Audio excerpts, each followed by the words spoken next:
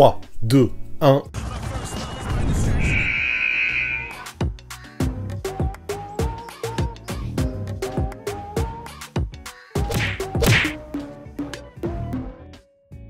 Salut à tous, comment ça va en ce mercredi? De toute façon maintenant vous connaissez, ce jour-là sur ma chaîne il est réservé au best-of de live Twitch en mode Crystal Ball.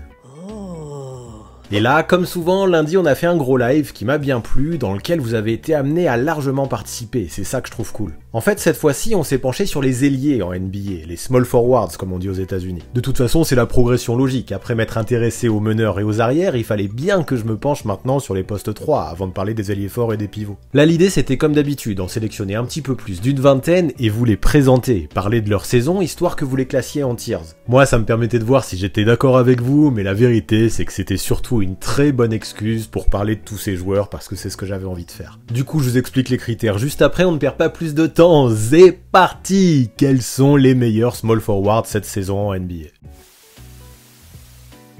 Aujourd'hui, le live va être consacré aux small forwards. Bon, comme d'hab, je veux éviter le débat des postes, hein. Vous connaissez, vous avez l'habitude, parce que c'est tellement variable aujourd'hui les postes en NBA.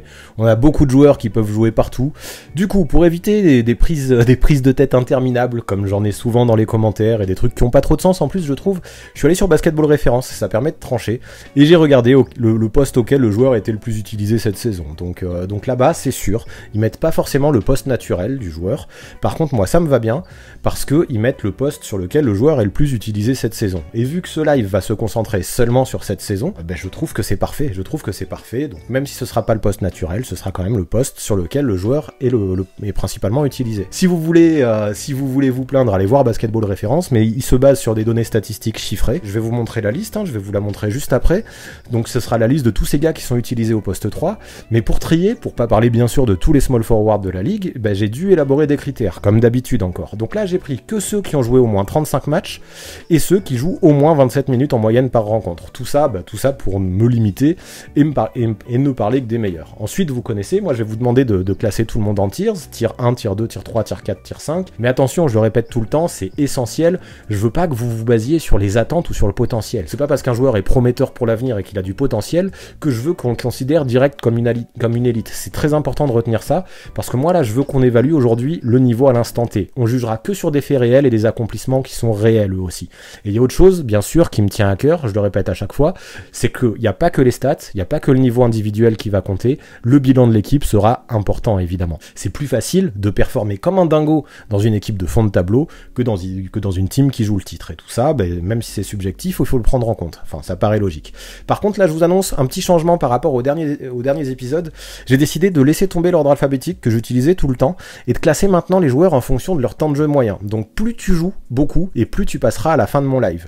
Ça permet en fait de garder plus ou moins les meilleurs pour la fin, même si c'est pas du tout une vérité, mais souvent quand même ceux qui jouent le plus sont ceux qui jouent le mieux tout simplement. Mais ça va faciliter, je me dis, le classement parce que c'est jamais évident de classer les premiers. Donc je me dis, en essayant d'aller crescendo au niveau des minutes, ça permettra peut-être de mieux étalonner ensuite le classement. Il faut retenir tous ces éléments vraiment, le niveau à l'instant T, le bilan collectif et individuel, et avoir un minimum de sévérité pour faire le tableau le plus cohérent possible. Mais là généralement ça marchait plutôt bien, donc je compte sur vous et on pourra faire un truc super intéressant d'ici la fin du live. Allez, on commence avec Kelly Oubre Jr. Donc lui, je veux le dire, je trouve que aux Hornets, il a fait un gros début de saison en sortie de banc. Je l'ai trouvé bien plus à l'aise que l'an dernier chez les Warriors, et là, à Charlotte, il montre vraiment son talent, en étant capable quand même de gros coups de chaud, comme cette fois où il a mis 10 triples contre les Pacers, je crois que c'était. Donc vraiment, ouais, derrière la ligne à 3 points, il peut prendre feu. Le souci, avec Kelly Oubre, et ça je pense que c'est quelque chose qui sera une constante dans sa carrière, c'est justement qu'il est très inconstant, qu'il est très irrégulier. Et là, ces derniers temps, ces gros coups de chaud là, ils sont de moins en moins fréquents, je trouve, parce qu'on a des Hornets qui perdent beaucoup plus de matchs qu'en début de saison, et un Kelly Oubre justement qui les aide un peu moins et de façon moins régulière. Après en défense, je trouve qu'il fait le taf au moins le minimum, mais il est pas non plus élite, et je trouve que sa sélection de shoot quand même, je veux pas le descendre, elle reste très correcte. En tout cas, il a été bien pire dans sa carrière. Mais bon, mine de rien, j'attends de Kelly Oubre qu'il ait un impact plus régulier, comme je le dis, surtout quand les Hornets ont vraiment besoin de lui avec cette seconde unit. En fait, je pense que Kelly Oubre, moi, il me plairait plus s'il était un peu plus discipliné. Je pense que les choses iraient bien mieux pour lui, iraient bien mieux pour les Hornets, s'il suivait un petit peu plus les systèmes de Borrego, en fait. Parce que jouer de façon libérée, c'est bien, et ça définit clairement le joueur qui est Kelly Oubre, hein, cette espèce d'électron libre, mais quand la défense est intense ou que le match est serré, parfois c'est peut-être pas mal de s'en remettre un peu plus au plan de jeu, et d'essayer vraiment de s'inscrire mieux dans le collectif. Mais bon, voilà, en tout cas, ça vous donne un petit peu mon avis sur Kelly Oubre, et vous allez me dire ce que vous en pensez et à quel tir vous le mettez surtout. Et donc Kelly Oubre, pour 50% d'entre vous quand même, donc la moitié, c'est au tir fort que j'ai appelé le tir des très forts. Ensuite, vous êtes 47% à penser qu'il méritait le tier 5, donc c'était vraiment très serré, et 3% ça qu'ils mettent au tier 3, donc ça je pense que c'est un peu haut. En gros, ça s'est joué entre le tier 4 et le tier 5, ça s'est joué entre 3% près, hein, justement, et c'est vrai que ça a été compliqué, et je trouve que un tier 4,5, si ça existait, serait pas mal pour Kelly Oubre. C'est difficile de le classer sans avoir les autres, sans avoir un peu les talons, vu que c'est le premier qu'on met dans ce tableau, mais quand même, je pense que dans la liste, on trouvera moins bien, et moi je valide ce tir fort, je valide fort ce tir fort des très forts pour Kelly Oubre Jr. Allez, la suite avec Robert Covington. Lui, il est arrivé il y a que quelques mois chez les Clippers dans un rôle de gros défenseur qui se bat sur tous les ballons et qui peut mettre des shoots à 3 points. Ce profil, je trouve, correspond très bien à la culture Clippers, à ce que veulent les Clippers, parce que les Clippers ont besoin un peu de ce genre de guerrier, de ce genre de role player. Maintenant, bon, c'est déjà pas mal d'apporter de la défense et du shoot à 3 points, mais le souci c'est qu'il apporte pas grand chose de plus. Mais bon, moi ça me va dans la mesure où ça fait quand même beaucoup de bien à l'équipe. Ses pourcentages ont décollé quand même depuis qu'il est aux Clippers, mais maintenant on va être obligé de le prendre en compte. Ça a été catastrophique en début de saison à Portland, il y était pas du tout, il mettait pas ses shoots. Et là, maintenant qu'il est aux Clippers, il joue plus qu'une vingtaine de minutes de jeu en moyenne, alors qu'il jouait beaucoup plus à Portland, et je pense que il lui faut plus un temps comme ça à Robert Covington. Il a un impact qui est visible, et là, il est moins responsabilisé qu'à Portland, parce qu'ils ont été obligés de le responsabiliser, les Blazers, avec tous les absents et tous les manques, ils étaient obligés de le responsabiliser. Mais le faire jouer 30 minutes, à mon avis, c'est trop. Enfin, trop pour son niveau, en tout cas. Maintenant, depuis qu'il est aux Clippers, depuis que Rocco est utilisé à nouveau comme un joueur de complément, plutôt un poste 4 d'ailleurs dans un dispositif small ball, même s'il a été utilisé la majorité de la saison en poste 3, là Tyronn Lue l'utilise plutôt au poste 4, mais je trouve que son apport est bien plus intéressant, et malgré quelques matchs qu'il a manqué là récemment, il aide les Clippers à sa façon, à son échelle, j'ai envie de dire, à garder cette 8ème place. Donc tout ça c'est bien, mais je pense pas quand même que ça suffise pour viser les tiers les plus hauts. On va voir ce que vous en dites. Pour Robert Covington, c'est assez clair, parce que vous êtes 94% à le mettre au tier 5, donc on l'y met direct là au tier 5, c'est sa place, et 6% seulement au tier fort. Et pareil, je l'aurais mis au tier 5, hein, Rocco. Alors bien sûr c'est un super défenseur, bien sûr j'aime beaucoup ce qu'il peut apporter, mais depuis qu'il est à Portland quand même, il y a une vraie baisse de niveau. Comme je disais, il a sûrement été trop responsabilisé, son adresse était cata cette année, il faut forcément le prendre en compte. Maintenant, même si aux Clippers ce qu'il apporte c'est mieux, je trouve que ça suffit pas pour viser un tier fort, parce que son rôle est quand même devenu plutôt celui d'un 7ème ou 8ème homme que celui d'un starter. Donc tier 5 pour Robert Covington, ça je valide totalement. La suite avec Terrence Mann, donc voici un autre Clipper, mais lui a un profil tout à fait différent de celui de Robert Covington, parce que ok, Terrence Mann est considéré comme un poste 3 par Basketball Référence, mais en vrai il est aussi très utilisé en tant que créateur, limite au poste 1, même si ça a été quand même juste pour dépanner, il a de temps en temps été utilisé par Tyronn Lue en tant que ball handler numéro 1. Après moi ça me va hein, qu'il soit ailier, qu'il soit principalement utilisé à ce poste, parce que c'est pas non plus le joueur à qui je veux donner trop de responsabilités, et il est clairement pas un pur meneur. Par contre, j'aime bien sa capacité à tenir la balle, et pour dépanner, c'est pas si mal. Ça soulage un peu un Reggie Jackson, je trouve, qui est trop souvent obligé de tout faire chez ses Clips, et ça compense un peu le départ de Bledsoe, ou les blessures de Kawhi Leonard, de Paul George, de Norman Powell, qui eux aussi créent beaucoup, habituellement. Terrence Mann, à son échelle, lui aussi, y compense. Maintenant, soyons clairs, c'est pas une superstar, loin de là, mais lui aussi correspond bien à cette identité de la team des Clippers. C'est un mec qui se bat, qui joue dur, et surtout qui joue propre, et ça c'est intéressant. Donc il fait pas des stats de ouf, c'est sûr, mais il commet que peu de déchets au tir ou aux balles perdues. Par contre, j'ai eu tendance à entendre des discours vraiment trop enflammés, j'ai l'impression, sur Terrence Mann. L'année dernière, c'est vrai qu'il avait fait un match énorme en playoff, mais là j'entendais déjà dire que c'était un futur Paul George, ou même déjà un Paul George, et là je me dis tranquille, parce que ok, il peut y avoir des similitudes dans le profil, mais c'est pas non plus le même talent entre les joueurs, et ceux qui pensent qu'il va devenir un Paul George, il faut se rappeler que Mann, il a déjà 25 ans quand même, donc je dis pas qu'il a atteint son plafond, mais ça m'étonnerait qu'il arrive un jour au niveau de Paul George. Bon, après, ça n'en fait n'en fait pas non plus, enfin, ça en fait quand même un role player qui est intéressant, qui est polyvalent, qui joue intelligemment, et grâce à sa régularité, je trouve, il a su gagner un vrai rôle dans la rotation de Tyronn Lue, et je me dis, c'est quand même déjà pas mal. C'est pour ça aussi qu'il est dans la liste aujourd'hui. Ok, pour Terrence Mann, et les avis sont assez clairs aussi, alors moins clairs que pour Robert Covington, son coéquipier, mais vous êtes 74% à le mettre avec Covington au tier 5, et 26% à le mettre au tier 4. Et ce tier 5, je trouve, me correspond bien, parce que même si j'aurais eu tendance à le mettre un petit peu devant Robert Covington, non, pour moi, c'est pas du tout le même profil de joueur, mais les mettre tous les deux au même tier, ça me convient, et un peu en dessous de Kelly Oubre, pour l'instant, je trouve ça cohérent, donc là aussi, pas de désaccord, je vous rejoins concernant Terrence Mann. Le joueur suivant, c'est Isaac Okoro. Et là, voici un jeune potentiel. Plein de potentiel, j'ai envie de dire. Mais bon, malheureusement, c'est pas ça qu'on juge aujourd'hui. Seulement de son impact actuel, je le répète. Parce que si on jugeait sur le potentiel, moi, j'y crois pour le futur à Isaac Okoro. Mais bon, pour l'instant, il est très loin de son prime encore. Mais franchement, même si c'est loin d'être élite, ce qu'il montre, je trouve ça intéressant. Déjà, Okoro, à l'image de beaucoup de joueurs des Cavs, je trouve que c'est un super défenseur. S'il y a du monde pour protéger la raquette, avec Evan Mobley ou Jarrett Allen quand il est en bonne santé, mais c'est lui le lockdown principal au périmètre et c'est ça qui lui donne du temps de jeu. En attaque, c'est un peu plus difficile. Par contre, pour lui, la plupart de ses points, c'est sur transition et sur jeu placé, il a une fâcheuse tendance à se cacher un peu dans le corner. Cependant, il a un petit peu progressé au tir et c'est pas mal. Il a fait 1 ou 2 matchs à 20 pions ces derniers temps, ça aussi, c'est pas trop mal. Ça prouve que c'est pas non plus un manche. Bon, après maintenant, ce genre de perf, c'est pas non plus tous les soirs, mais parce que ouais, au milieu de ça, il y a quand même quelques matchs à 4 points, à 6 points, à 8 points, mais peu importe, c'est un mec qui arrive à prendre les shoots ouverts, qui a suffisamment de confiance pour les prendre, et même s'il les met pas à chaque fois, je me dis que ça viendra, donc bon, après c'est clairement un mec qui a beaucoup plus d'impact en défense qu'en attaque, mais voilà, en tout cas en attaque, je veux pas non plus dire que son potentiel est atteint, loin de là.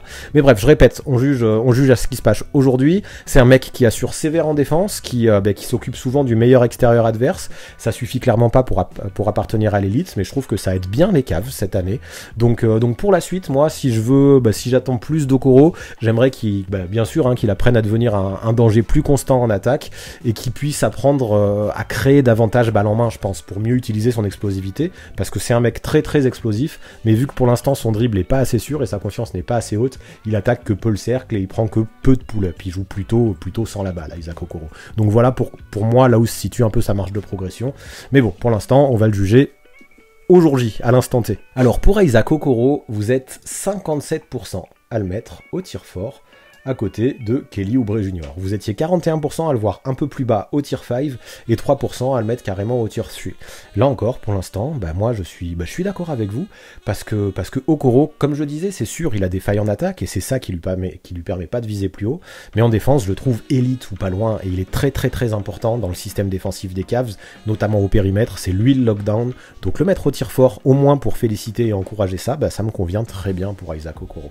Le prochain joueur, c'est DeAndre Hunter. Alors lui, pour moi, je pense que beaucoup se rendent pas compte à quel point il est utile et performant. Le mec a manqué 2 mois de compétition, entre novembre et décembre à peu près, et comme par hasard, les Hawks n'étaient pas forcément bons pendant cette période, et depuis son retour, ils se remettent à gagner. Alors je dis pas que c'est tout dû à lui, mais mine de rien, c'est au moins partiellement dû à lui, j'en suis sûr. Quand il est là, offensivement ou défensivement, je trouve que la team n'a plus le même visage. J'adore ce que DeAndre Hunter apporte, pour être honnête. Ok, il lui a fallu un petit peu de temps à son retour de blessure pour se chauffer en attaque, mais là en ce moment tout va bien. Ça fait une petite dizaine de matchs qu'il est pas repassé sous les 10 points, maintenant il fait même des pointes à 20 points, à 25 points, et en défense pareil, quel monstre avec son envergure. Le gars est capable d'éteindre tout un tas de très bons joueurs dans la ligue, et puis ce que j'aime chez lui, en fait, ça dépasse largement les chiffres. J'apprécie sa capacité à être très souvent au bon endroit au bon moment, de toujours faire la bonne action quand il faut, et récemment contre les Blazers là, j'aime aussi son côté clutch. Il a mis 2 shoots à 3 points qui étaient ultra clutch, donc il peut créer avec la balle, il peut exister sans la balle aussi, il peut s'écarter, il peut attaquer le cercle avec puissance. Alors ok, peut-être qu'il sera jamais une superstar, mais il restera le genre de gars intelligent et polyvalent que tous les coachs affectionnent particulièrement. Donc moi franchement, je pense qu'on n'en parle pas beaucoup, mais j'ai beaucoup de respect pour ce que montre DeAndre Hunter cette saison à Atlanta. Alors pour DeAndre Hunter, je suis un petit peu déçu en tout cas. Mais en tout cas là, ça va être notre premier désaccord. Vous êtes 50% à le mettre au tir fort, au même niveau que Kelly Oubre, et vous étiez 47% à le mettre un petit peu au-dessus au tier 3. Moi je pense que j'aurais rejoint l'équipe tier 3, j'expliquerai pourquoi après, et 3% quand même, vous l'auriez mis au tier 5, et là quand même je trouve ça vachement sévère. Et moi je l'aurais mis plus haut que Oubre, dans la mesure où je trouve que dans un collectif, c'est un joueur qui s'intègre beaucoup mieux, alors qu'il prendra pas d'aussi gros coups de chaud qu'Oubre, mais qui peut être beaucoup plus régulier, et surtout qui a un impact défensif et même une polyvalence en attaque que Oubre n'a pas.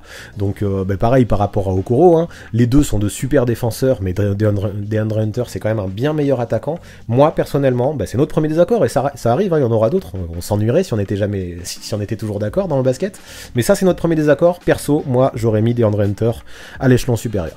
Et la suite avec Desmond Bane des Grizzlies. Et là, on parle d'un sophomore qui a fait des progrès incroyables. Personnellement, s'il n'était pas sophomore, parce que j'ai toujours du mal un petit peu à voter pour des sophomores pour le trophée de MIP, mais s'il n'était pas sophomore, je pense qu'il ferait partie de mes favoris. En l'espace d'un été, il est devenu un joueur hyper précieux pour les Grizzlies, alors même jusqu'à devenir le deuxième meilleur scoreur de la team derrière Morant. Hein. Et perso, vu l'effectif qu'il y a à Memphis, avec du Dillon Brooks, même s'il a beaucoup été blessé, avec du Jaren Jackson Jr., je pensais pas qu'il deviendrait l'option 2, ou en tout cas pas si vite, quoi. À la base, il est réputé comme pour être un sniper à 3 points. Il répond à tout ce qu'on attend de lui. Il tire à plus de 40% derrière la ligne, et le mec, c'est un crack. C'est un gars qui est très très régulier sur son shoot. Soir après soir, il apportera sa pierre, et rien que ça, c'est cool. On peut toujours compter sur lui, on sait ça, et je trouve que c'est précieux. Sauf que je trouve que c'est injuste de le limiter qu'à un shooter comme on le fait parfois. Le gars a pris énormément d'épaules cette année, ça se voit qu'il a passé du temps à la salle de muscu, ça lui permet d'être un minimum efficace en défense. Alors c'est peut-être pas un lockdown comme certains dont on a parlé avant, mais quand même c'est loin d'être un manche défensivement, mais ça lui permet aussi de marquer près du cercle, hein, et d'être assez fort sur son jeu en drive.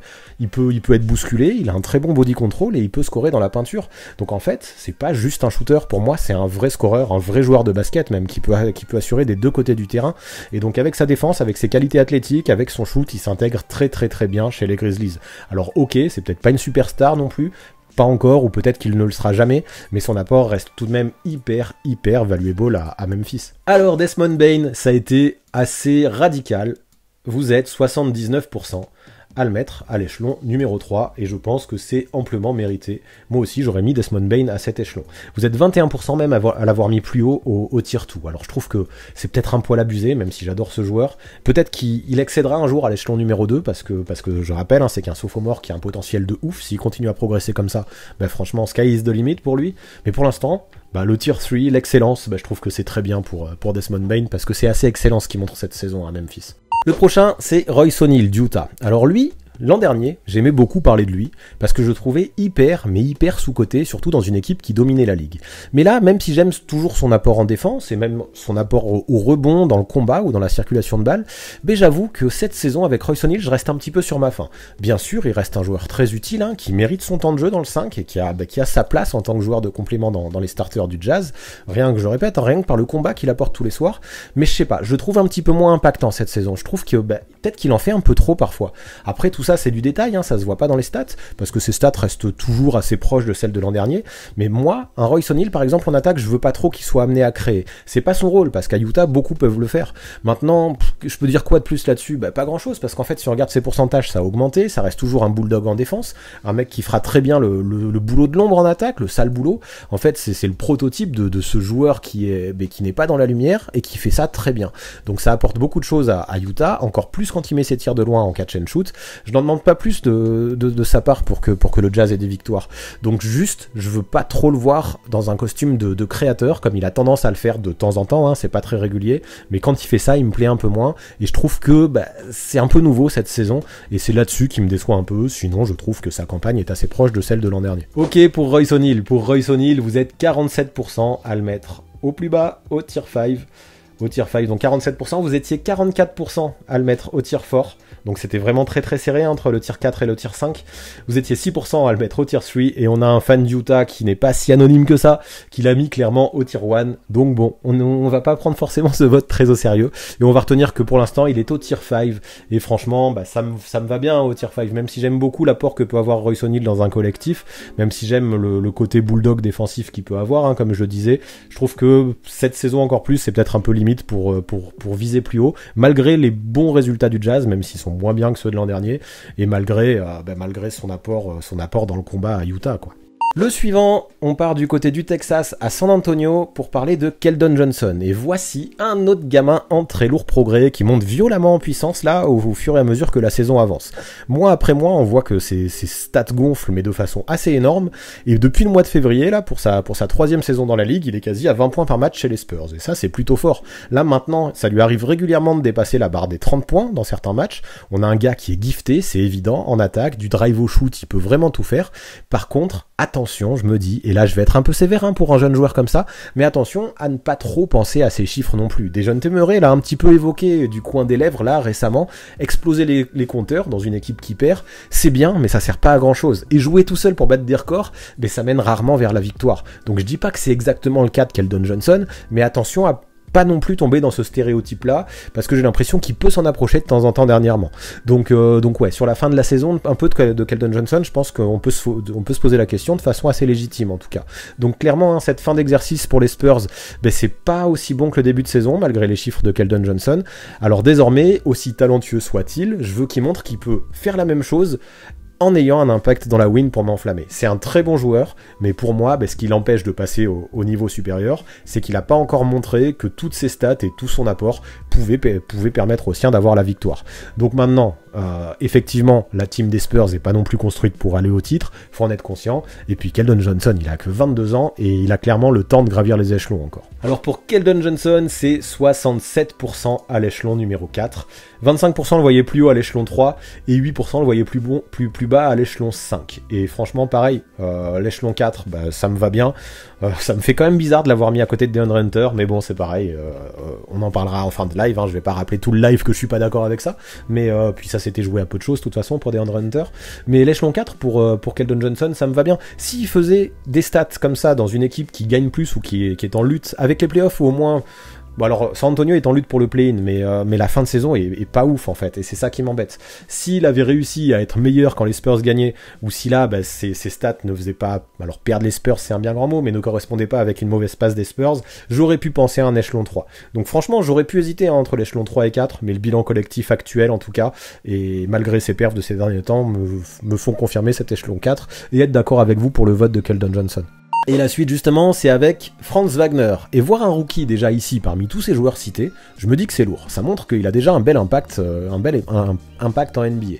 Et même si clairement il est dans une des pires équipes de la ligue, son volume de jeu, ça passe pas inaperçu. Déjà moi j'aime bien son côté très smooth, très fluide en attaque. Il est habile, il peut finir dès demain, et ça l'aide énormément pour mettre des points. C'est une force dont il hésite jamais à se servir d'ailleurs, je pense qu'il est complètement ambidextre, et j'aime beaucoup ses mains tout simplement à Franz Wagner.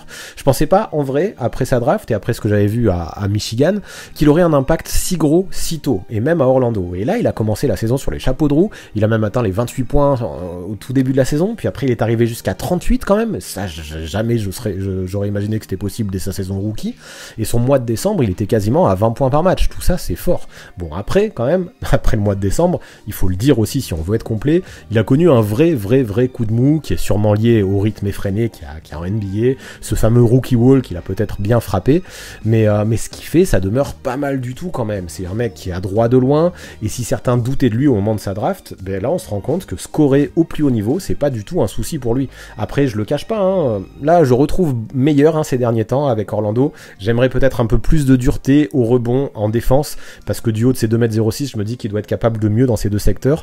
Je le trouve un poil soft jusque-là en NBA, je le trouvais plus agressif en NCAA par exemple, et bon, ça me rassure, même si je le trouve, je répète, je le trouve un peu soft, vu ce qu'il a montré en NCAA l'année dernière, et vu ce que son grand frère aussi est capable de montrer au niveau de l'agressivité, mais je me dis, il en est capable, et ça peut être la clé peut-être pour son développement, et pour la suite de sa carrière, pour passer le next step et grimper dans les échelons.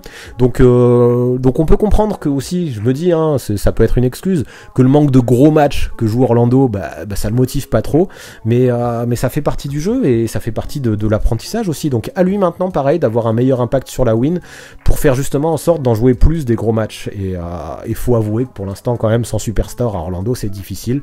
D'un autre côté, il aurait peut-être pas eu un tel impact, dans une équipe avec plus de stars. Donc il faut prendre tout ça en compte. Je sais que c'est difficile, mais ça fait partie du paradoxe un peu Franz Wagner et de tous ces joueurs qui performent dans des équipes qui, elles, ne performent pas. Ok, pour Franz Wagner, vous êtes 69% à le mettre au tir fort. Ça commence à nous faire du monde hein, à cet échelon.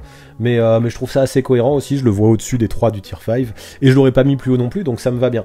Vous êtes 19% quand même. Vous l'auriez mis au tier 5. Et je peux l'entendre aussi, parce que dans une équipe comme Orlando, c'est sûrement plus facile de faire des stats que dans une équipe comme Utah, par exemple. Donc j'aurais pu l'entendre, même si moi j'aurais quand même voté tir fort, je pense. Après, on a quand même 6%. Ça doit être un Allemand fan du Magic. Donc 6% de fans du Magic, il aurait mis carrément au tier 1, le Franz Wagner, ou fan de Michigan peut-être. Et 6% au tier 3 aussi. Et tier 3, je pense que c'est quand même trop haut pour un Franz Wagner qui brille dans une équipe qui, elle, ne brille pas du tout cette saison. C'est l'heure d'Andrew Wiggins. Alors lui, j'étais émerveillé. Je pense que je mâche même pas mes mots par son début de saison. En attaque, je le trouvais très agressif, très bon dans sa sélection de tirs, vraiment très très juste dans le jeu, tout en ayant un immense impact en défense. Et ça lui a valu d'être starter All-Star. Et même si c'était peut-être un peu too much de le mettre starter All-Star à mon avis, ben ça montrait quand même qu'il performait. Mais là, je vais être un peu sévère parce que justement depuis qu'il a obtenu cet accomplissement, et ben il me déçoit un peu le Andrew. J'ai l'impression de retrouver le pire visage de lui-même depuis la pause du All-Star là. Après, alors le pire, j'exagère un peu, mais pas loin. Après, je vais y aller tranquille, de toute façon, parce qu'en défense, ça va quand même ce qu'il apporte. Mais en attaque, qu'est-ce qui me déçoit? Je veux bien concevoir que la longue absence de Draymond Green a handicapé la circulation de balles, pas de souci. Mais ça fait pas tout. C'est pas l'absence de Green, par exemple, qui empêche Wiggins de mettre ses lancers francs. Et là-dessus, il est catastrophique, mais vraiment catastrophique. J'ai regardé ses pourcentages, c'est 41% en février, au lancer franc, hein, sur la ligne de réparation, et 36% au mois de mars. C'est inacceptable pour un joueur de ce calibre. Comment tu veux le mettre sur le terrain, en fin de match, quand c'est serré dans ces conditions, sachant que le mec, il va rater plus d'un lancer sur 2 en moyenne. Enfin, pour moi, c'est scandaleux de tourner à des pourcentages comme ça. Et au niveau de l'adresse au tir, c'est pareil. Il y a eu une grosse baisse, et tout ça, bah forcément, ça se ressent sur son scoring. Il a passé plus d'un mois là, sans jamais atteindre les 20 points. Bon, il les a réatteints dernièrement, mais il était sur une série au scoring qui était pas bonne du tout, et je me dis qu'il est capable de bien mieux. On dirait que ces derniers temps, il est plus du tout en confiance. Et on le sait, Wiggins, c'est un mec qui marche beaucoup à la confiance. Et voilà, il ose même plus attaquer le cercle, hein. Je retrouve un peu le syndrome Ben Simmons en lui des fois, alors toute proportion gardée bien sûr, mais le côté où il veut moins attaquer le cercle qu'en début de saison parce qu'il a peut-être peur qu'on fasse faute sur lui et de se retrouver au lancer franc, et c'est bien dommage. Il doit le faire, il doit insister, c'est essentiel de faire ça, même quand t'es pas bon au lancer franc. Regardez Giannis l'année dernière, jamais il a arrêté d'attaquer le cercle. Je veux pas comparer Wiggins et Giannis, hein, c'est pas le même genre de joueur, mais il faut continuer à faire ça, sinon non seulement quand tu vas aller sur la ligne, tu vas rater, tu vas jamais te remettre en confiance, et tu vas continuer à prendre des shoots difficiles à l'extérieur. Donc c'est dommage parce que mentalement, justement, je le trouvais mieux que jamais, Andrew Wiggins. Je trouvais qu'il avait repris du plaisir à jouer au basket et ça faisait longtemps que j'avais pas vu ça. Et là, c'est un peu le jour et la nuit avec son début de saison. Dommage parce que autant il y a quelques mois, je pense que j'aurais poussé pour qu'on le mette haut dans ce tableau, autant j'ai un peu plus de mal aujourd'hui, même si évidemment, il faut aussi prendre en compte dans le vote son début de saison qui était excellent. Je veux pas qu'on le juge que sur ces derniers mois là, c'est vrai que j'en ai beaucoup parlé. Je veux qu'on le juge sur la globalité de cette saison et donc il mérite pas non plus d'être trop bas. Faut être aussi un petit peu cohérent avec tout ça. Pour Wiggins, vous êtes 73% à le mettre à l'échelon numéro 3 avec Desmond Bane. Donc on va le placer juste à côté, on va le placer là. Vous étiez 14% à le voir plus haut à l'échelon 2, 11% à le voir complètement tout en bas à l'échelon 5, là-dessus je vous trouve ultra sévère, et 3% à l'échelon 4. Non, moi l'échelon 3 ça me va bien, effectivement, si je ne prenais en compte que ces 2 derniers mois, je l'aurais mis à l'échelon 4. Mais la saison, c'est quand même, ça fait bien plus de 2 mois qu'elle dure, hein. Et il faut pas oublier ce début de saison qu'il a fait, il faut pas oublier son rôle d'option 2 derrière Stephen Curry, un mec qui pouvait peser des 2 côtés du terrain, et qui a pas été starter All-Star pour rien, même si, comme je disais, c'était peut-être un peu too much sa sélection All-Star. Mais mine de rien, sa première moitié de saison a été excellente. Et je peux pas oublier ça. Franchement, je l'aurais mis à l'échelon 2, hein, je pense, s'il avait continué à ce rythme-là. Mais vu qu'il a pas réussi, l'échelon 3, moi, ça me paraît bien encore pour Andrew Wiggins. Là-dessus, on est ok, la team. Maintenant, c'est l'heure de parler de Gordon Hayward. Et quand je pense à Gordon Hayward, j'ai du mal à m'empêcher à être nostalgique, parce que je me rappelle de son niveau à Utah, hein, qui était vraiment exceptionnel. Et le pauvre, depuis, il enchaîne les blessures, hein, depuis sa grosse blessure et sa grosse fracture blessure à la jambe, il passe beaucoup de temps à l'infirmerie. Là, encore une fois, en 2 mois, il a joué 3 matchs, et ça saoule, parce qu'en vrai, son début de saison était plus que correct. Il a clairement bien participé au beau run des Hornets de la première moitié de saison, et là, je trouve que son absence, notamment au niveau de l'expérience, ça pèse sur l'équipe ces derniers temps. L'équipe est jeune, et elle a besoin de vétérans comme lui, qui peuvent calmer le jeu et prendre leurs responsabilités quand ça devient chaud, sans paniquer. Il a fait une perf à 41 points en décembre, par exemple, et ça, j'ai trop kiffé. Justement, je revoyais le Gordon Hayward du Utah, et 2-3 fois aussi, cette saison, justement, quand Charlotte en avait besoin, il a su sortir de sa boîte, et je trouve que c'est fort appréciable. Maintenant, faut se faire une raison, je pense, même si son niveau global reste bon, il est aujourd'hui loin de celui qu'il avait à Utah. Ses grosses perfs, ça reste des exploits très ponctuels. Après, il est régulier, bien sûr, mais c'est plus un All-Star comme il était capable de l'être avant. Et les blessures, maintenant, il faut se dire que ça lui handicapera probablement tout le restant de sa carrière. C'est dommage, car même à 31 ans et tout cassé, je trouve que ça reste un joueur de très grande qualité, et j'espère qu'il reviendra en forme pour le play-in, parce que même si c'est plus une star, clairement, je le répète, chez ces Hornets, il peut apporter beaucoup, rien que par son expérience, son côté vétéran et son leadership, et puis c'est quelques shoots qui feront du bien dans les bons moments de toute façon. Pour Gordon Hayward, on va être assez d'accord encore une fois, vous êtes 65% à le mettre à l'échelon numéro 3. Vous étiez 32% à le mettre un peu plus bas à l'échelon numéro 4. Et j'aurais trouvé ça un peu sévère, mais je peux entendre ces arguments. Après les 3% qu'il met au tir tout, je trouve que c'est carrément trop haut. Et le souci, c'est ça, c'est qu'en fait, il est capable, sur un match, d'atteindre le tir tout. C'est clair. Mais le problème, c'est que ça reste très ponctuel, ça reste des coups d'éclat. Et c'est plus le même joueur, je le redis que c'était à Utah. Et il peut te faire gagner un match à tout moment, c'est sûr, mais c'est pas à tous les matchs. Et ces blessures font de lui que c'est devenu un joueur qu'on classe un peu plus bas dans un tel tableau, même si au niveau de ce qu'il avait intrinsèquement, il aurait pu mériter le tir tout s'il arrivait plus régulièrement à atteindre ce très haut niveau qu'il est capable d'atteindre. Allez, un profil différent pour la suite avec Lou Gensdort. Et ce profil, je suis quand même content de l'aborder, parce que le gars, tout le monde le sait déjà, ça, il fait partie de l'élite des défenseurs extérieurs. Il a un physique de buffle, il a des grands bras, et il est capable de relever le défi physiquement face à n'importe qui, c'est fort. Mais ce qui m'a plu, cette saison, c'est qu'il a montré que c'était pas juste un défenseur. Bon, c'est quand même surtout un défenseur, mais pas juste un défenseur. On a vu qu'en attaque, Daigneault lui a donné un vrai rôle, et sa moyenne de points a clairement flambé. Bon, par contre, je le répète, j'irai pas jusqu'à dire que c'est un attaquant. Ses pourcentages sont toujours très craignos, son shoot est suspect, mais bon, il y a quand même des progrès, surtout dans le jeu sans ballon. On voit qu'ils sont un peu plus le jeu qu'avant, et c'est tout à son honneur. Après, je me fais pas d'illusions non plus, il scorerait clairement pas autant dans une équipe qui viserait les playoffs, mais bon, il a battu ses records de moyens de points et de ses records moyens de points et de rebonds en carrière là cette année. Et puis même s'il shoot qu'à 40%, c'est aussi son meilleur pourcentage en carrière. Donc il faut noter les progrès, même si c'est loin d'être bon encore ce qu'il montre en attaque. Maintenant, le souci, c'est qu'on le reverra plus cette année avec sa blessure à l'épaule. Donc clairement, il n'est pas encore un joueur majeur dans la ligue qui a, je le redis, c'est surtout un gros défenseur. Ça peut être un joueur majeur en défense, mais globalement, pas encore, il en est loin. Mais plus le temps passe, et plus il montre qu'il a une vraie place en NBA, qu'il peut avoir un vrai impact à côté d'un créateur comme Shai Gilgeous-Alexander. Donc au final, il faut le dire, je trouve, Lou Gensdort avec ses failles, mais aussi avec ses qualités, il a réalisé une saison solide, même si elle est déjà finie. Alors pour Lou Gensdort, on est d'accord aussi, vous êtes 63% à le mettre dans le tir fort, donc vous avez voté à l'échelon pour lequel j'aurais voté moi aussi. Donc là-dessus on se rejoint. Par contre beaucoup l'ont vu au-dessus, et je sais qu'il y a pas mal de Canadiens dans le chat, ça vient peut-être de vous. Alors 20% au tier 3, pourquoi pas? Pour moi il y a encore trop de failles en attaque, mais vu qu'il marque 17 points par match, ça peut se défendre, mais pour moi ça se serait défendu s'il jouait dans une meilleure équipe qu'OKC. Par contre on a 7% au tier 2 et même 3% au tier 1. Donc là par contre je trouve ça très exagéré. Et 7% pardon qu'il mettait au tier 5, et ça je trouve ça un poil sévère vu l'impact défensif et vu les progrès qu'il a fait en attaque, Lou Gensdort.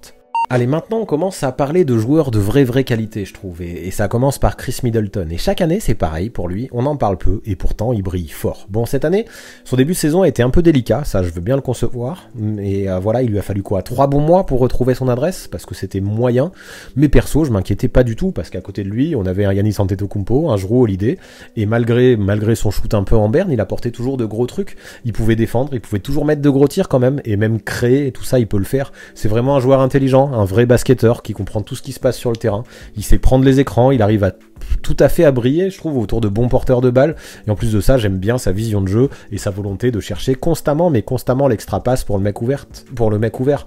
Et mine de rien, malgré son inconstance au tir de début de saison, il a pu être All-Star pour la 3e fois. Donc pour ça, bravo à lui. Et puis là, ce qui est positif, de toute façon, c'est que plus la saison avance et plus ses shoots rentrent et plus il monte en puissance au meilleur moment. Là, au mois de mars, c'est un truc de malade, même s'il a pas non plus joué 40 matchs, au mois de mars, il tourne à 27 points par match avec une pointe à 44 dans une super win face aux Suns. Donc rien à dire. En ce moment, Chris Middleton est très chaud. J'adore sa capacité à trouver ses spots et à y accéder pour sanctionner. Tout ça, c'est balèze. C'est un vrai two-way player qui est polyvalent des deux côtés du terrain.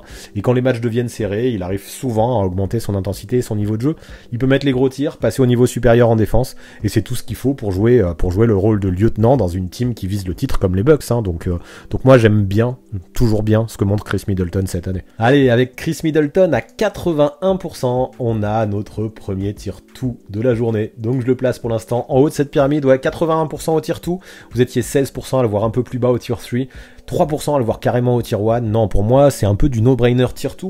C'est le lieutenant d'une top team. Après, peut-être que s'il avait continué comme son tout début de saison, un tier 3 aurait pu être envisageable, discutable, et encore. Je pense qu'il aurait quand même passé le cut du tier 2. Peut-être qu'on y aurait réfléchi, en tout cas, entre le 2 et le 3. Mais là, pour moi, c'est une évidence, ce tier 2, surtout, vu tout ce qu'il montre depuis le All-Star Break, vu son expérience, son intelligence de jeu, son apport dans tous les secteurs. Chris Middleton, tier 2, voilà. Pour moi, c'est une évidence, il n'y a pas besoin d'en dire plus. Allez, la suite avec Josh Hart. Alors lui, c'est un de mes petits protégés, un de mes petits préférés, et sa saison, je trouve qu'elle est difficile à analyser. Mais ce que je retiens, c'est quand même qu'elle est très bonne, et à mon sens, à la Nouvelle-Orléans, il faisait partie des joueurs très sous-cotés, dont on ne parlait pas assez. C'est un mec qui est très intelligent, lui aussi, qui sait faire toutes les petites choses, un mec qui peut créer son shoot, qui peut jouer sans la balle, qui en plus de ça a un vrai sens du rebond, il tourne à plus de 7 rebonds par match, il a de vraies stats là aussi, et là, cette saison, de façon au global, il le faisait déjà quand il était aux Pelicans, il battait des records en carrière au point, au rebond et aux passes décisives. Ça montre la saison qu'il fait, surtout qu'il tire aussi à plus de 50%, c'est très propre et ça c'est un autre record en carrière. Le truc c'est que depuis la deadline, il a changé de team, il joue à Portland maintenant dans une équipe qui est décimée par les transferts et par les blessures, qui a un effectif qui est proche de celui de la G-League, qui joue plus rien du tout cette année, et c'est vraiment pas facile d'être à l'aise dans ces conditions. Cependant, Hart a montré que quand on lui donnait des responsabilités, il pouvait les saisir aussi, il pouvait être un crack. Là, depuis qu'il est aux Blazers, il tourne à 20 points par match, tout en étant toujours aussi efficace au tir, et en pesant encore dans tous les secteurs. Surtout que là, avec la nouvelle blessure de Simons, là, qui va lui aussi manquer pas mal de matchs, il a de plus en plus de tickets shoot, et il sait les utiliser.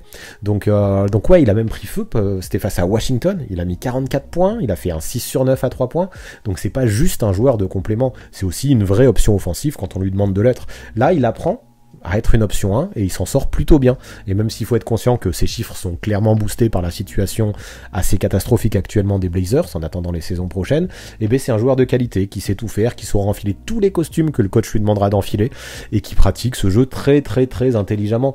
Après voilà, maintenant je suis persuadé que c'est un compétiteur, je l'ai lu même beaucoup, qui préfère la win aux stats, et franchement là ça doit être assez dur pour lui la situation que vit Portland. Maintenant je pense que c'est aussi un régal à coacher, c'est un vrai professionnel là, et je trouve qu'il est assez exemplaire dans son comportement avec les Blazers, et je tiens à lui donner du crédit pour ça à Josh Hart. Ok, pour Josh Hart, 75% à le mettre à l'échelon numéro 3.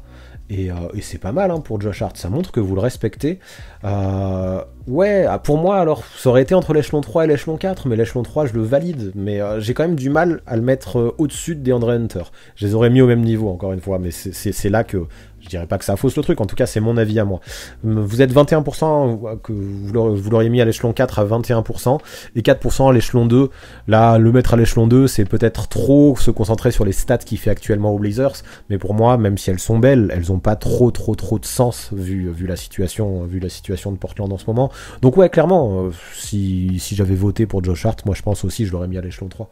Maintenant, place à Saddiq Bey. Lui, et c'est normal, on a beaucoup parlé de lui la semaine dernière, parce que voir un sophomore se déchaîner comme il l'a fait derrière la ligne à 3 points et enfiler 51 pions, c'est quand même pas tous les jours que ça arrive. Après, Attention, je veux pas non plus minimiser sa perf, surtout quand elle a lieu lors d'une victoire, mais quand même, je trouve pas que cette perf-là définisse parfaitement cette saison, donc il faut pas que le juger là-dessus.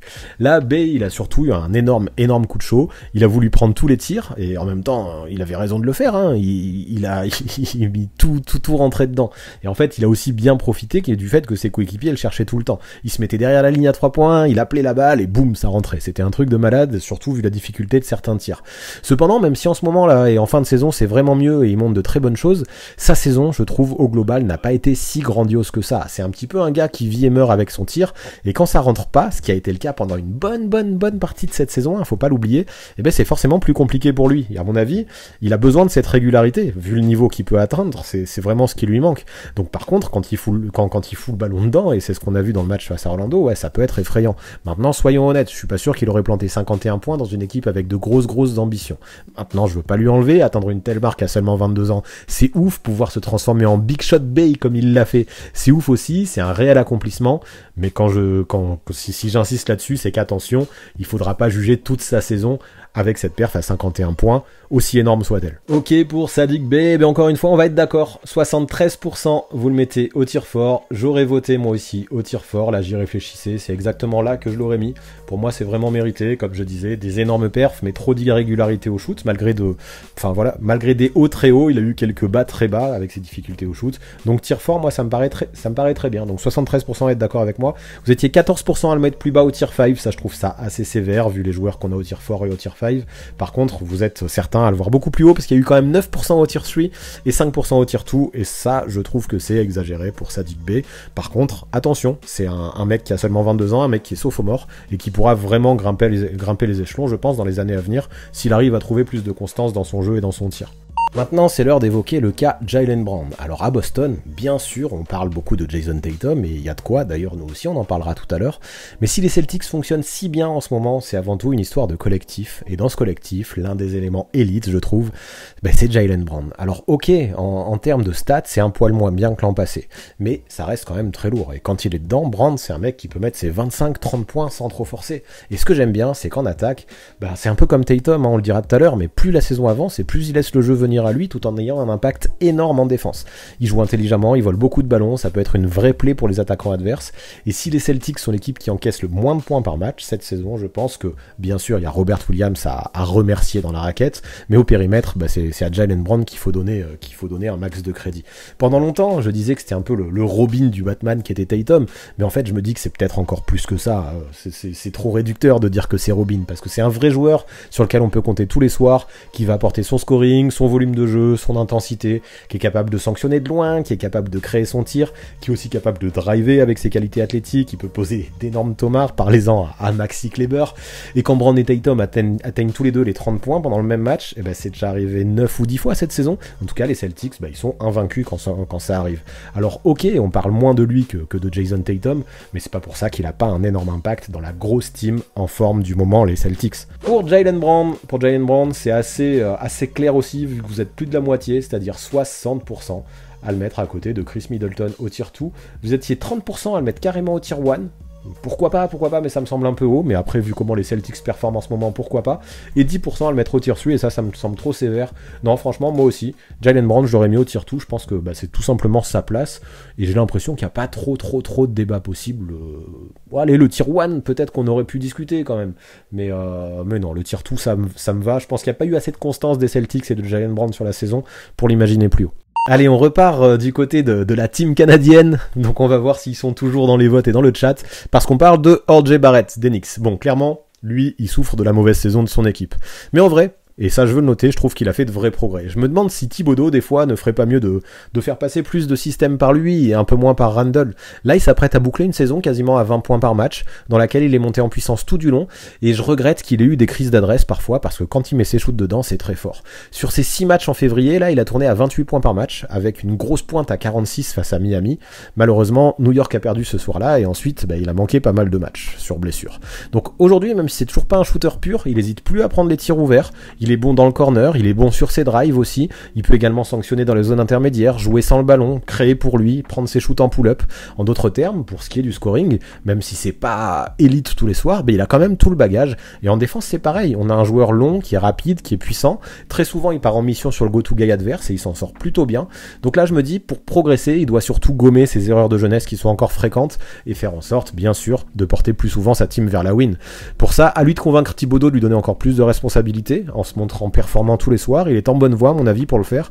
Alors même si collectivement, sa saison, elle est très compliquée, elle est foirée même, individuellement, il a montré de belles choses. En tout cas, des choses très prometteuses qui me hype clairement pour la suite de la carrière de R.J. Barrett. Pour R.J. Barrett, 76% à le mettre au poste 3.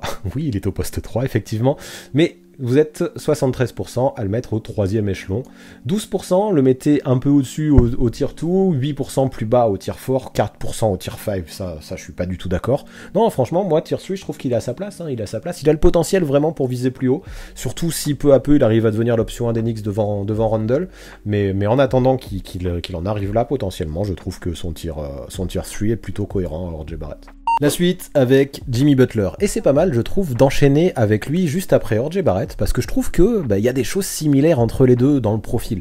On a un Jimmy Butler qui lui aussi a commencé avec Tom Thibodeau, et qui lui aussi a eu besoin de quelques années pour percer, parce qu'à la base c'était pas non plus un shooter pur, mais il a fait son trou en progressant chaque année grâce à ses qualités athlétiques, sa longueur, sa défense, sa volonté, en insistant beaucoup sur ses drives, comme R.J. Barrett est capable de le faire, et c'est à ce moment-là que Butler est devenu très bon, et là, cette année-là, il arrive encore plus à capitaliser là-dessus avec l'expérience que R.J. Barrett n'a pas encore. C'est un mec, même s'il est pas très adroit au tir de loin, qui sait très bien comment provoquer des fautes et aller chercher des points faciles, et je pense que R.J. Barrett doit s'en inspirer. Donc maintenant, voilà, ce qui fait la différence, et que j'aimerais davantage voir chez Barrett, c'est cette hargne, cette agressivité qui est vraiment là tous les soirs chez Jimmy Butler. Les années ont beau passer, Butler il arrive toujours à donner cette impression qu'il a un truc à prouver chaque soir. Là, on a un Miami qui s'affiche à la première place de l'Est, et ça, forcément, faut le prendre en compte dans l'évaluation et dans le classement qu'on mettra dans ce tableau. Et il joue un basket qui ressemble en tout point à un basket de la gagne. Si Miami est à la première place, faut remercier Jimmy Butler. C'est un leader sur le terrain, malgré ses soucis au shoot, qui peut scorer, qui peut distribuer pour les autres, qui peut aussi vraiment les impliquer.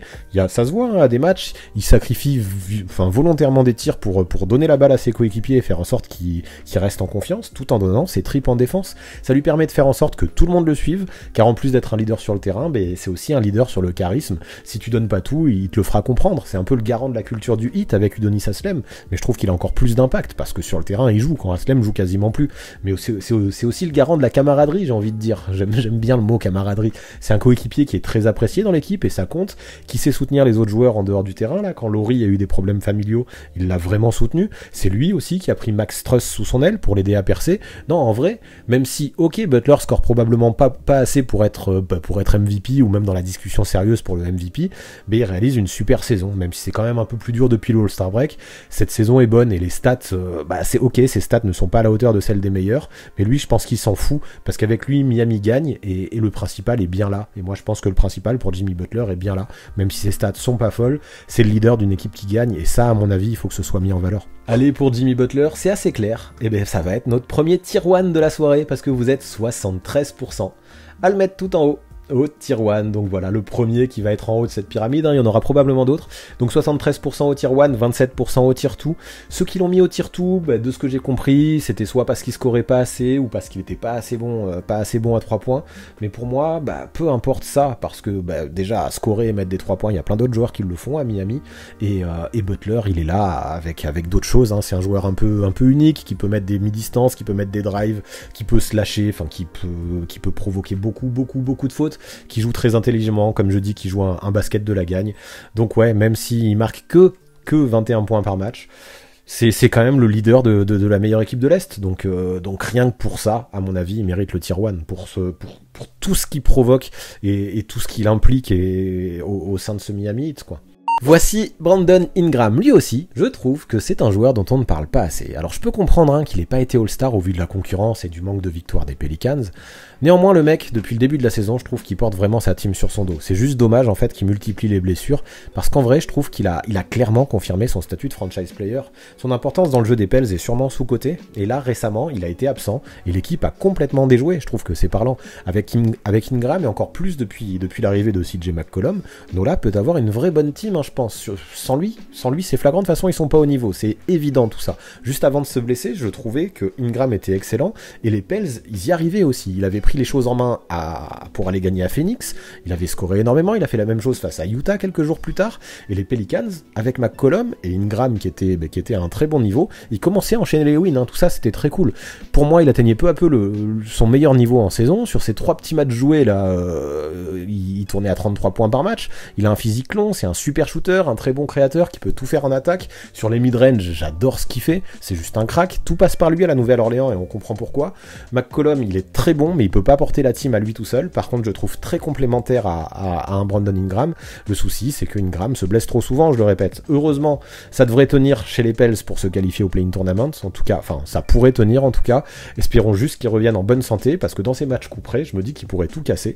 Et attention à Brandon Ingram, qui peut faire de très belles choses. Let's go pour Brandon Ingram. Et quasiment tout le monde était d'accord, quasiment, en tout cas 95% des voix étaient d'accord pour le tier 2, et 5% le météo tier 3, peut-être à cause du bilan des Pels, je sais pas. Mais non, pour moi, quand je vois un petit peu les joueurs qu'il y a à l'échelon 2, à l'échelon 3, pour moi c'est aussi une évidence, ils méritent pas le tier 1, mais ils méritent pas le tier 3 non plus. Le tier 2 pour Brandon Ingram, c'est parfait, vu tout ce que je viens de dire juste avant. Voici Zach LaVine. Alors comme je l'ai dit, pour ce qui est du joueur des Bulls, pardon le micro, j'étais étonné que Basketball Référence le considère comme un poste 3, mais comme je disais aussi, c'est vrai qu'avec la blessure de Patrick Williams en début de saison, ça a décalé pas mal de choses, et au final c'est vrai, on a un Donovan qui utilise beaucoup LaVine en 3, DeRozan en 4, et sur les postes 1 et 2, il utilise du Lonzo Ball, du Alex Caruso, du Kobe White, donc tout ça dans un dispositif small ball qui marche très bien à Chicago, et donc c'est pour ça d'ailleurs qu'on parlera pas de DeRozan aujourd'hui, et c'est pour ça aussi qu'on parle de Zach LaVine au poste 3. Et donc peu importe, on va se concentrer sur la saison de LaVine, et globalement elle est juste excellente, même si c'est un petit peu moins bien du côté de Chicago ces derniers temps, sa saison est excellente, son association avec DeRozan je la trouve très très réussie, et je trouve le duo très complémentaire. On a LaVine qui est un vrai shooter de loin, et qui laisse les espaces à DeRozan dans les shoots à mi-distance, dans les mid-range, et en parallèle, avoir du soutien, comme il a avec DeRozan, ça l'oblige moins à forcer qu'avant. Il joue aujourd'hui bien plus dans le flow du jeu, je trouve, Zach LaVine, il prend les bons shoots, et son adresse ne trompe pas, il est tout près du 50-40-90 club, et rien que ça parle. Donc là, il a eu 2 sélections All-Star consécutives, aujourd'hui c'est indéniable, il l'a chopé, le statut de star, et c'est mérité. Alors ok, c'est vrai que ses chiffres sont un petit peu en baisse par rapport à l'an dernier, mais c'est mieux comme ça, parce que maintenant ça veut dire qu'à Chicago, il a moins besoin de tout porter, et surtout, les Bulls gagnent bien plus, donc l'impact qu'il a cette année, à côté de DeRozan, impact sur la win, et c'est ce qu'on veut dans le basketball. Là, enfin, il va pouvoir faire ses premiers pas en playoff en carrière, parce qu'il en a jamais fait, donc ça va être cool, j'ai hâte de voir ça. Il y a juste son genou qui m'inquiète sérieusement, même si ça se voit pas beaucoup dans ses perfs, parce qu'il reste assez régulier. On a des chiffres qui sont tout de même un petit peu en baisse, il est moins efficace, il pèse forcément un petit peu moins, ça le handicap, il a dû manquer pas mal de matchs là dernièrement, et je me demande si ce serait pas mieux finalement de l'économiser un maximum avant les playoffs, parce que le problème c'est que l'Est est tellement dense que tu peux vite dégringoler, et Chicago le voit très bien en ce moment. Alors peut-être qu'en défense ou dans la prise de décision, on peut attendre de nouveaux progrès de sa part pour devenir exceptionnel, mais là on est tatillon, car mine de rien, je trouve que Zach LaVine fait une très bonne saison. Pour Zach LaVine, c'est 86% de tier 2, alors tier 2 attention, c'est excellent, et 14% de tier 1, donc vous êtes quand même tous assez d'accord pour le mettre au tier 2, et pareil, moi aussi quand je vois le tableau, comment il est fait actuellement, quand je vois qu'au tier 2 il y a du Chris Middleton, du Jaylen Brown et du Brandon Ingram, ça me semble très bien le tier 2, comme j'ai lu dans le chat, c'est fort aussi de sa part qu'il a accepté de passer au second plan, ou pas vraiment au second plan, mais en tout cas à se mettre sur le même tableau que DeMar DeRozan et lui laisser beaucoup de responsabilités. Non, vraiment je la trouve très très bien sa saison à Zach LaVine. Là le souci c'est que vu son utilisation par Billy Donovan beaucoup au poste 3, mais il a pas pu faire le live des shooting guards qui a eu lieu il y a 2 semaines, et je pense qu'au vu de la concurrence qu'il y avait chez les shooting guards, il aurait fini au tier 1. Là parmi les postes 3 c'est un petit peu plus dur parce qu'il y a potentiellement plus de concurrence, et le tier 2 ça me semble très bien en fait pour Zach LaVine qui aurait pu être classé plus haut à un autre poste sûrement. Maintenant, Mikal Bridges, et là on repart sur un profil complètement différent. On a parlé beaucoup de stars là, et Bridges, lui, c'est sûr qu'il n'est pas du calibre d'une star ou d'une superstar. Mais si on en parle si tard dans cette vidéo, c'est qu'il joue quand même 35 minutes par match, c'est beaucoup. Et s'il a autant de temps de jeu dans une équipe, dans l'équipe même qui possède le meilleur bilan de la ligue, eh bien c'est dû à tout sauf au hasard. Déjà, tout le monde le sait, son impact défensif à Mikal Bridges est insane. Il pourrait presque être en course pour le DPOY, même si c'est souvent donné à des intérieurs, mais au moins en course pour une All-NBA team défensive, ce sera mérité et ce serait presque un scandale qu'il y soit pas. Tous les soirs, tu lui files le meilleur scoreur extérieur adverse et tous les soirs, tu verras que son adversaire galérera. Il est clairement le garant de la défense des Suns au périmètre. Ça, on le sait, hein, je vais pas en faire des masses. Il est élite dans le secteur. Il a peur de rien, il a peur de personne. Puis c'est un Iron Man, hein, qui depuis 4 ans qu'il est dans la ligue, il a pas loupé un seul match. Qu'il vente, qu'il pleuve, on a un Bridges qui sera en tenue. Et ça, c'est un truc que j'adore chez lui. Mais ce qui me plaît particulièrement, vraiment, cette saison, c'est les progrès qu'il a fait en attaque. Bon, bien sûr, c'est pas un scoreur ultime, bien sûr, c'est pas le meilleur créateur pour lui non plus, mais peu importe, hein, parce que chez les Suns, on a du Booker et du Paul qui peuvent faire ça, et là où Bridges a trouvé sa place, vraiment, c'est dans le jeu sans ballon. Il fait des cuts qui sont toujours bien sentis, il arrive vraiment à en profiter, surtout avec un playmaker comme Chris Paul quand il est là. En plus de ça, plus ça va et plus il met les shoots ouverts de loin. Il peut assurer sous le cercle, à mi-distance, enfin de partout, hein, aux 3 niveaux. Donc ok, hein, il marque que 14 points par match, c'est trop faible pour viser trop haut dans ce tableau, mais vu ce qu'il apporte dans tous les autres secteurs, c'est-à-dire pile ce qu'il faut aux Suns dans une équipe qui a juste le meilleur bilan de la ligue, mais je refuse aussi qu'il soit trop bas, Mikal Bridges, malgré des stats qui sont pas forcément ronflantes. Ok pour Mikal Bridges, et vous l'avez classé haut, hein, quand même, ça montre que vous reconnaissez son talent. Donc tout le monde dit qu'il est sous-coté, ben pas tant que ça, vu que vous êtes 61% à le voir au tier 2. Donc go Bridges au tier 2. Vous étiez 32% à le voir au tier 3 et 7% carrément au tier 1. Moi perso, quand je vois qui y a au tier 2, je me dis, j'ai beau adorer ce joueur, j'ai beau trouver qu'il a fait beaucoup de progrès en attaque et qu'en défense il fait clairement partie des meilleurs de la ligue, j'aurais peut-être réfléchi au tier 3 quand même. Franchement, je l'aurais peut-être mis au tier 3 moi personnellement, Mikal Bridges, mais j'avoue que c'est compliqué parce que comme je le disais, il y a toujours des disparités dans tous les tiers. Il aurait fait partie des meilleurs du tier 3 et là je trouve qu'il fait partie des moins bons du tier 2. Donc ouais, ce serait joué entre les deux postes, ça me choque pas le mettre là. Je vais pas dire que c'est un gros désaccord, j'aurais peut-être voté tier 3, mais un tier 2, franchement ça me va pour Mikal Bridges. Donc on va le laisser là, de toute façon vous l'avez décidé, donc clairement on va le laisser là, et let's go, hein. Donc ça montre qu'il est pas tant sous-coté que ce que certains le pensent. Voici maintenant Jason Tatum. Alors on parlait de Brand tout à l'heure qui était très bon, mais encore au niveau au-dessus, je crois, il y a Jason, enfin au niveau au-dessus, je veux pas non plus trop m'avancer, on va voir ce que vous votez, mais je pense qu'il y a Jason Tatum. Autant le gars m'énervait vraiment en début de saison. Il forçait trop, il jouait trop en ISO, il était limite croqueur. Autant maintenant qu'il laisse plus le jeu venir à lui et qu'il profite de la très bonne circulation de balle des Celtics, il est juste sur un nuage, mais pas un petit nuage, hein, c'est un cumulonimbus le truc. Là dernièrement, il a fait une perf à 54 points contre les Nets, il en a fait une à 44 face aux Hornets juste après, à chaque fois dans les victoires en plus, il a une propreté dans le shoot qui est complètement dingue. C'est fini ce Tatum totalement impatient, qui voulait tout faire tout seul. Lui aussi maintenant c'est une vraie star, voire même une superstar, qui enchaîne là dernièrement les distinctions de meilleur joueur de la semaine, et s'il avait affiché ce niveau toute la saison, ça ne m'aurait même pas étonné d'entendre parler de lui dans la course au MVP. Malheureusement, comme on l'a dit, il a vraiment connu 2 parties de saison, hein, comme certains autres dont on a parlé aujourd'hui, une première qui m'a saoulé au plus haut point, et une deuxième qui me fait rêver, au plus haut point aussi.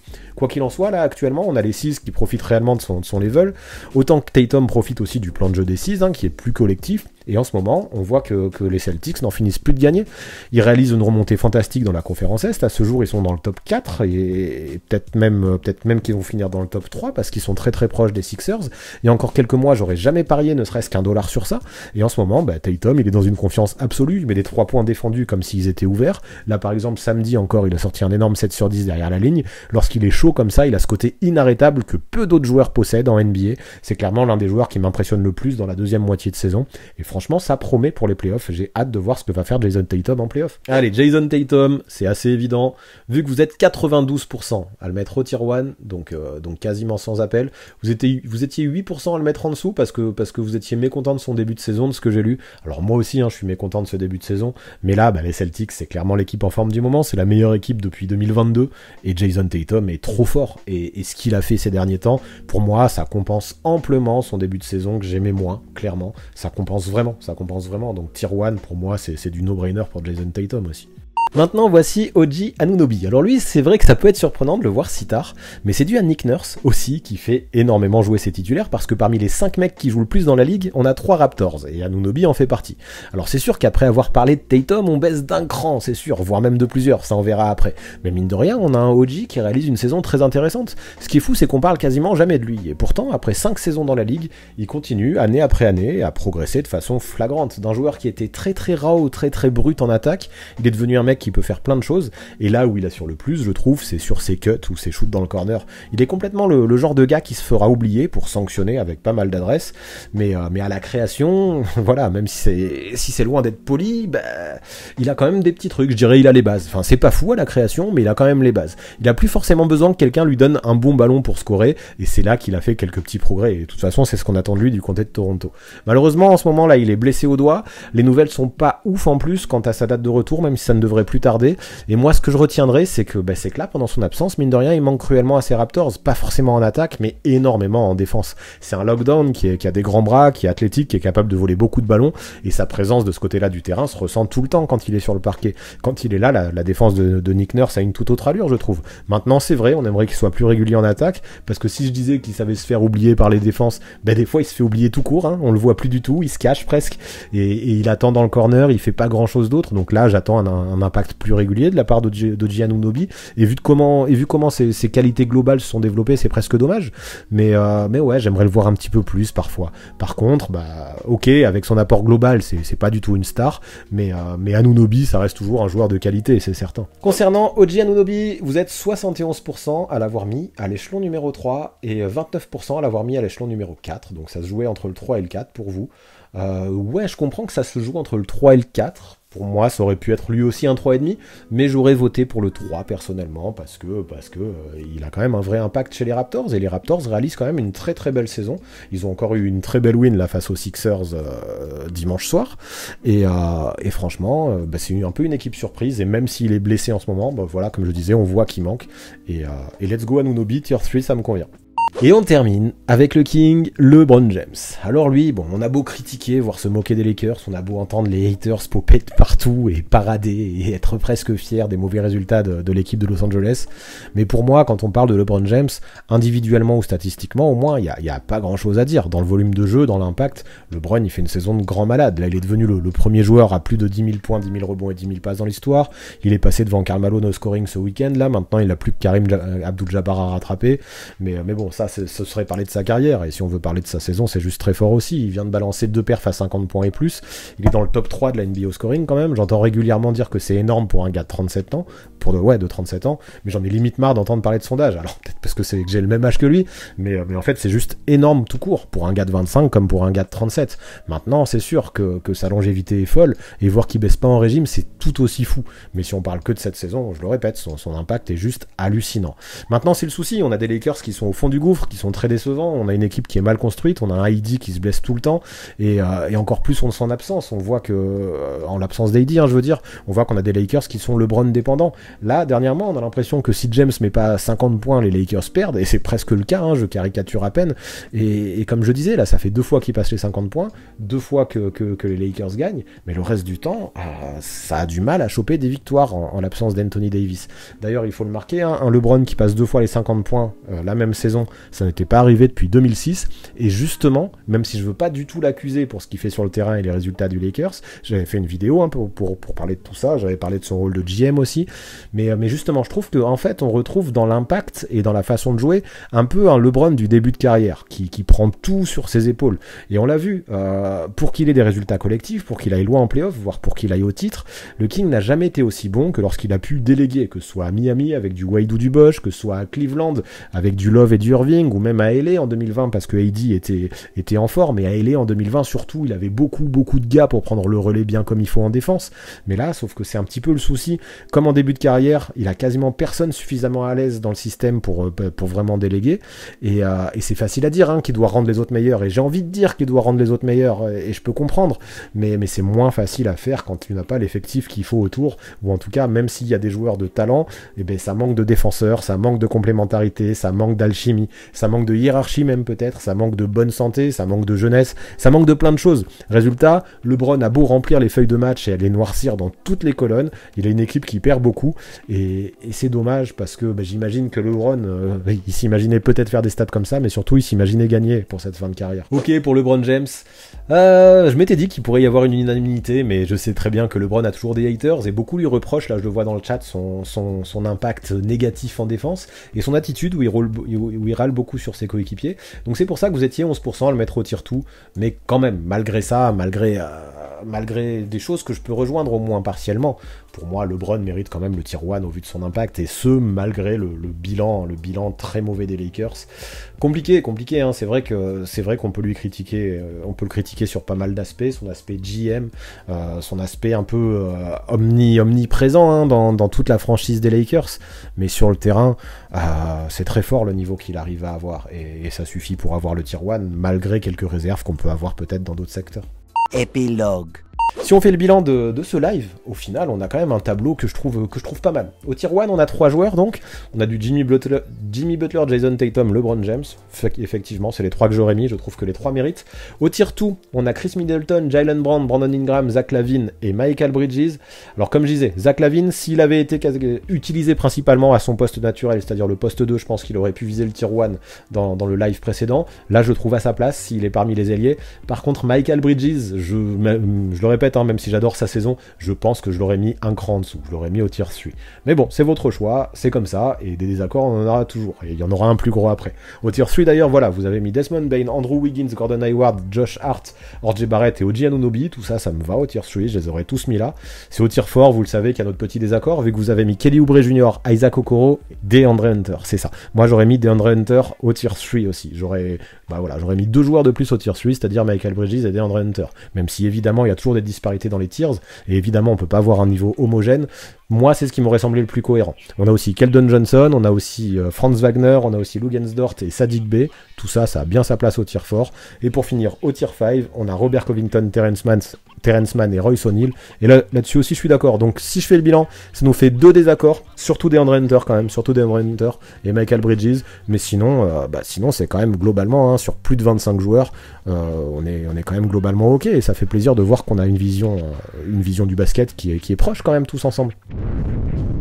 Voilà pour ce qui est des ailiers en NBA, voilà pour ce qui est de ce nouveau Crystal Ball. Alors dites-moi tout, est-ce que ce concept il continue à vous plaire, et est-ce que vous validez les tiers qui ont été réalisés par la commu? Dites-moi en commentaire quel est votre plus gros désaccord, le plus gros blasphème selon vous, ça m'intéresse à fond. De toute façon vous le savez, pour avoir l'avis le plus objectif possible concernant la NBA, il n'y a pas de secret, le mieux c'est de regarder un maximum de matchs. Et ça tombe bien, il y a le League Pass pour ça. Et ce qui tombe encore mieux, c'est que si vous allez voir dans la description, vous trouverez un lien d'affiliation qui soutiendra la chaîne et qui vous permettra de l'avoir à moins de 55 balles. Je vous le répète à chaque fois, mais c'est une affaire en or, surtout avec les playoffs qui arrivent là maintenant. Yeah, baby.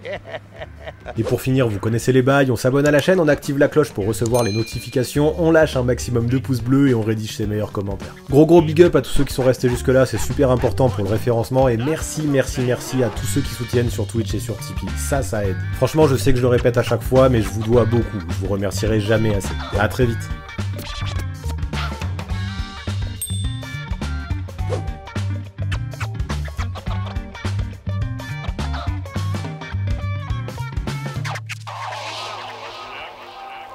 Лукак, стали крупно дышать. Отлично.